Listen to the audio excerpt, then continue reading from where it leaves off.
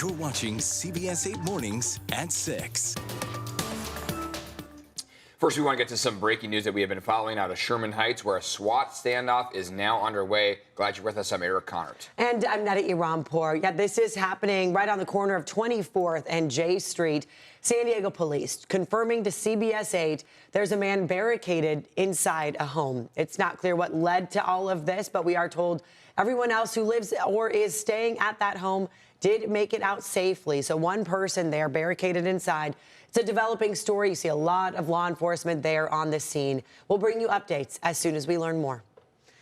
And now we do want to get you caught up on your forecast, help you plan out the day, and I think long sleeves seems appropriate. I think so. Very fall-like. I have been stocking up on the water and the coffee. Nice. Not really necessary along the coast and inland because we're so much cooler and mild. But the deserts, we actually have an excessive heat warning that's going to take effect. So that's a big change that we have on hand. Take a look at your forecast for the day. Temperatures are cooler this afternoon along the coast all the way to the mountaintops. But the deserts, they're largely unchanged. And they're actually going to hold on to 107 to 110 degree heat all the way through next week. Whereas along the coast and inland, we're cruising through the 70s and low 80s out there, feeling very seasonal for this time of year. Out the door right now, a lot of upper 50s and low 60s to work with. 62 in Oceanside, 59 in Ramona, and 60 in La Mesa. Ned and Eric, back to you.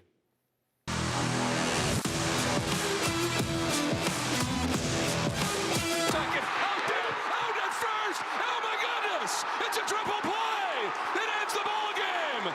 The San Diego Padres have clinched their spot in the postseason after a triple play. What a way to make it. Yeah, so excited here. Friar fever running high this morning. Many of you maybe didn't get much sleep last night because of the excitement. San Diego Padres officially now headed to the playoffs. Yes, Machado to Cronenworth to Solano. They clinched that spot in dramatic style with this historic game-ending triple play last night against the Dodgers. And then, as you see inside the locker room, the party was on. Yes. CBS 8's Regina Urita live at Petco Park with all the highlights here. Regina.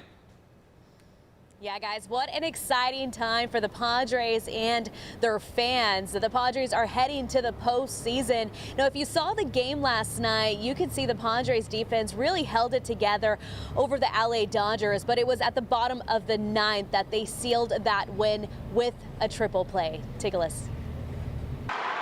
Rojas on the ground at third. Machado touches third, fires to second. Out at first. Oh, my goodness. It's a triple play. It ends the ball game.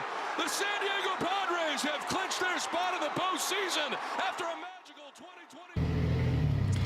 And so you can imagine how it felt standing there as a Padres fan. The Dodger Stadium was high on Friar fever.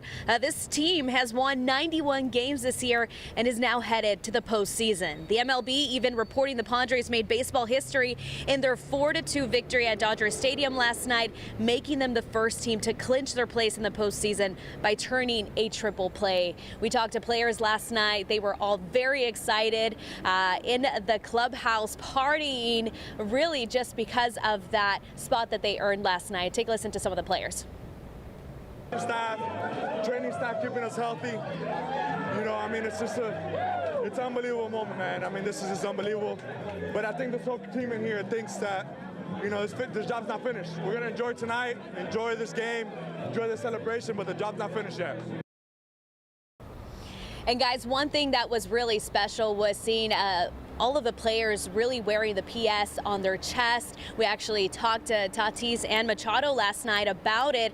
They said that they're dedicating this win to Peter Seidler, someone who advocated for a championship for the Padres. So that's for him. Very exciting times for the Padres and their fans. Guys?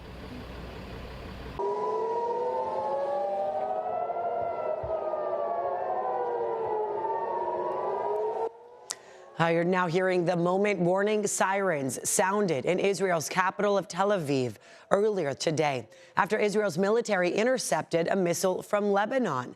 This comes as fears of an all-out war in the Middle East are now growing. Israel launched dozens of new strikes in southern Lebanon, targeting Hezbollah overnight. The Iran-backed militant group has confirmed that a top commander was killed in a strike near Beirut. But Lebanese health officials say in just a matter of days, more than 500 people have been killed, including dozens of children. Thousands of others have fled the area. In a recorded message, Israeli Prime Minister Benjamin Netanyahu told the Lebanese people that Israel's fight is with Hezbollah, not them. Meanwhile, in the United States, President Joe Biden is calling for diplomacy. Scale war is not in anyone's interest. Even if the situation has escalated, a diplomatic solution is still possible. An emergency UN Security Council meeting has been called to discuss this situation later today. We'll be sure to keep you updated. And now later this morning, a permanent memorial will be unveiled here to honor the victims of that tragic PSA Flight 182 crash. A plaque now located at the crash site will provide a place where family members and friends of the victims, along with many residents in the area, can reflect on the tragedy. Think about those we've lost. There will be a tribute at St. Augustine High School starting at 8:55. That's this morning. Following the tribute, the community is invited to view the plaque. You can leave personal notes and photographs in memory of those lost. Also today, the Consulate General of Mexico and the San Diego City Attorney's Office celebrating a landmark agreement for domestic violence survivors. The agreement will allow the City of San Diego's Domestic Violence Center to aid Mexican nationals here in San Diego that have been victims of violence, domestic violence, sexual assault, and sex trafficking. We will update you as soon as we learn more. Also today, the City of San Diego recognizing National United Against Hate Week. The city kicked off the week with an event last night. The number of reported hate crimes in San Diego County jumped 39% in 2023, according to a recent SANDAG report. Now people are hoping we can turn those numbers around. Together, we're all much stronger, and that we all have this common bond that we want to thrive, we want to succeed, and we want to be and express ourselves in the way that we are best fit, right? Today, the National Conflict Resolution Center is holding an event starting at 1 p.m. on the art of inclusive communication. The County Board of Supervisors is now moving forward with a proposal to upgrade behavioral health services for those 25 years and younger. So the new policy includes initiating community dialogue about behavioral health challenges, identifying needs and gaps for young care, creating a comprehensive plan on where to invest those resources, and find ways to optimize Medi-Cal payments. Supervisor Tara Lawson-Reamer, who introduced this bill, said 50% of adults with behavioral health disorders developed symptoms at the age of 14. According to a study by the group Children Now, California ranks last in the country when it comes to accessing mental health care for young people. Supervisors also approved a $32 million loan to UC San Diego Health. This would be to fund dozens of new psychiatric beds. This new facility will serve those on Medi-Cal with 30 new inpatient beds, as well as an outpatient crisis stabilization unit. It'll be located at UC San Diego's East Campus Medical Center. Supporters say this will help close the gap in mental health services that have been underfunded, under-resourced, and out of reach for too many San Diegans. The most critical crises our county is facing is a shortage of behavioral health services for our low-income community members. And if all goes as planned, this new facility should be in operation sometime in the year 2026. And a heads up to San Diego District 9 voters, a candidate forum will be held tonight for the two candidates running for the seat this November. Incumbent City Council President Shawneelo Rivera and opposing candidate Terry Hoskins will address key issues impacting the community there. The forum starts at 6:30 p.m. at Hoover High School's theater, and you must register in advance. Audience members can submit questions in writing. Also, a heads up to North County drivers here. Starting tonight, several highway on and off ramps on Interstate 5 will be closed in Oceanside. And here's a full list of the ones that will be closed tonight, starting at 11 p.m. to 5 a.m. Crews are improving stormwater drainage in the area. Nearby residents and businesses can expect some minor delays. And here we are at 6:10. And Evan, you mentioned this, but when we talk microclimates, really not kidding. I mean, that's right? The thing is, it's so hard to give a forecast when it's like, it's warming up in the deserts, it's cooling down at the coast, Right. It's cooling down at the valleys, it's warming up in the mountains. You're saying it's going to be like 90 inland in a couple days here after the fall. Exactly. They'll be like, you have 30 seconds for weather, and I'm like, okay, how do I start to We don't know what this? season it is yet here. No, it is feeling like fall for the majority of us. Okay. The hefty majority of us are along the coast or inland, and that is basically toward the western half of this map. where we see temperatures sliding for this afternoon compared to yesterday. We see a decent amount of cloud cover stretching to our inland valleys. Out the door right now, 50s and 60s. By the afternoon, we've got 70s along the coast and 80s inland. We're cooler this afternoon compared to where we were yesterday afternoon. Along the mountains and deserts, that is not the case. The mountains and deserts are holding on to their heat, and if anything, they're going to see temperatures climb into the upcoming weekend. So that's something we're going to watch for in particular.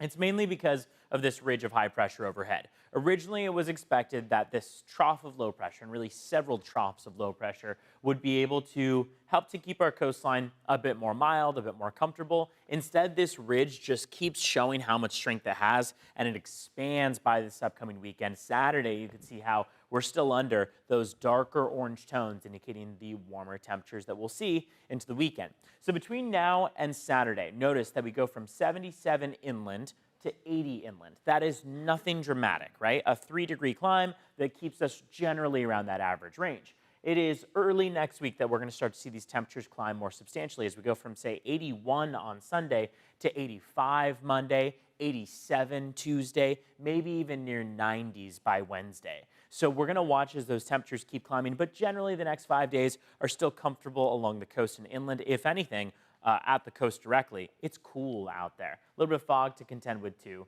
as we head through the next several hours. Let's talk about traffic very briefly. Have a couple places to take you to. First thing to take you to is on the bypass of the 805, or of the 5 northbound. This has now been cleared. It was a crash that we had at the Carmel Valley Road exit, but we do still have an incident on the 5 southbound. This is at the Nobel Drive exit. So we're seeing some possible delays in the coming hour or so in that area, depending on how quickly CHP is able to clear that up. But we'll keep tabs on that as the morning progresses. Specifically, that bypass is now clear. And by the way, just a reminder that it's slowing down a bit on the Coronado Bridge. Very typical for the 6 o'clock hour. You're at 35 miles per hour. Let's take a look at border wait times as you head out the door. 120-minute wait at the San Ysidro port of entry. So it's 2 hours in total to get across. Otay Mesa port of entry is going to take you about an hour and 40 in total.